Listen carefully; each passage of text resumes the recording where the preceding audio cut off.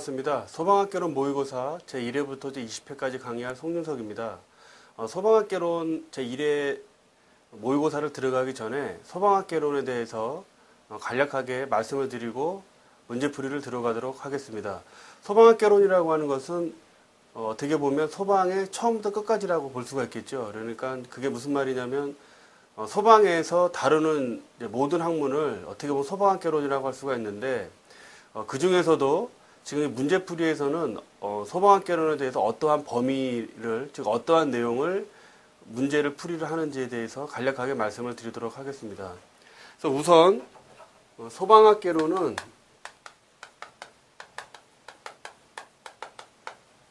첫 번째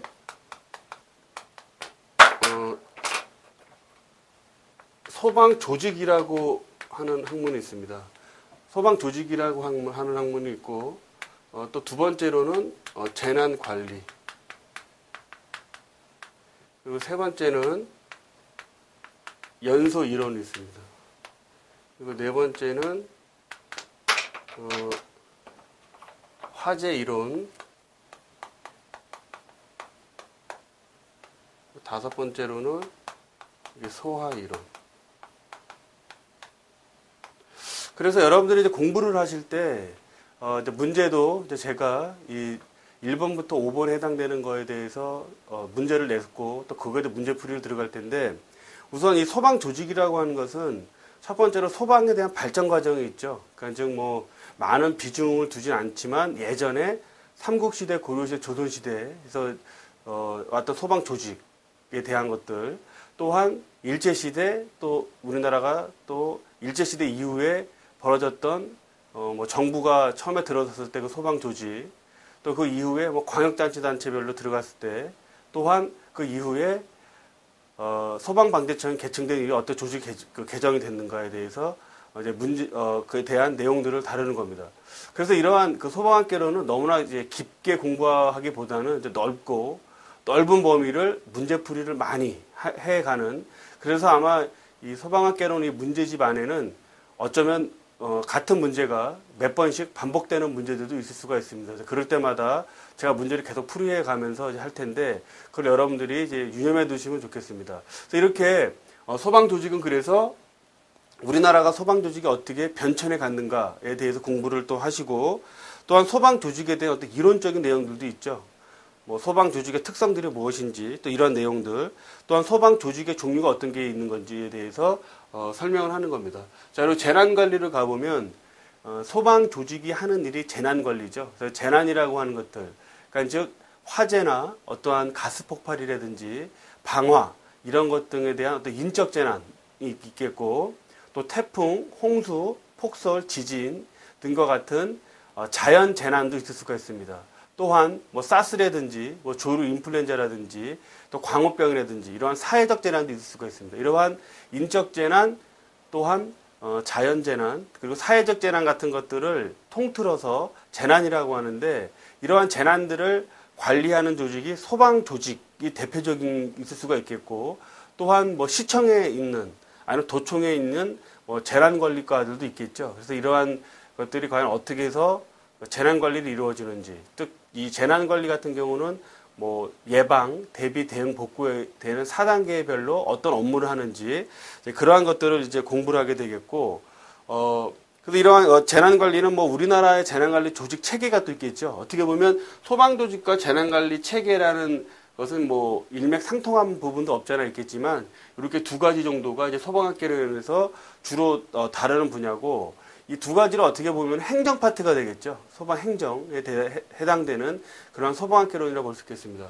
또한 3번, 4번, 5번 같은 경우는 기존에 어떻게 보면 소방학개론에서 가장 중요하게 다루는 것들이죠.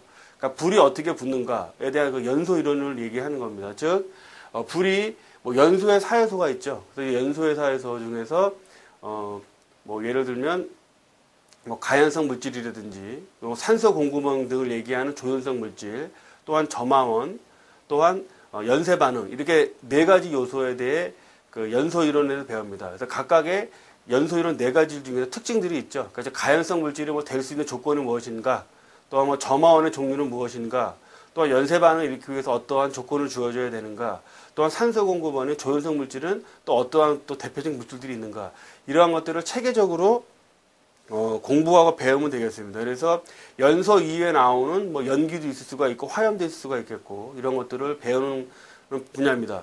자, 또한 화재 이론이라는 건 뭐냐면, 연소 같은 경우는 이제 어떠한 물질이 산소랑 만나서 그 어떠한 산화 반응을 하는 것인데, 빛과 열을 방출시키는 거죠.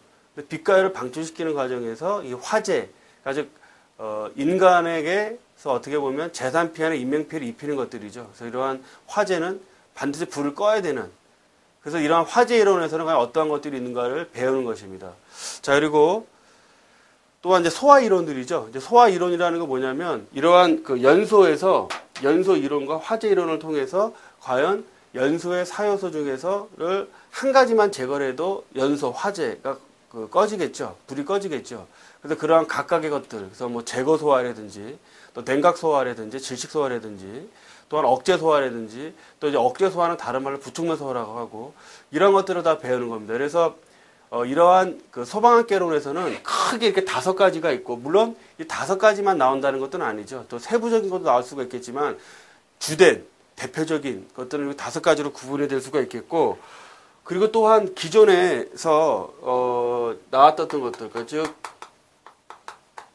화재 전술이라든지, 또한 응급 처치학 이라든지, 그리고 또한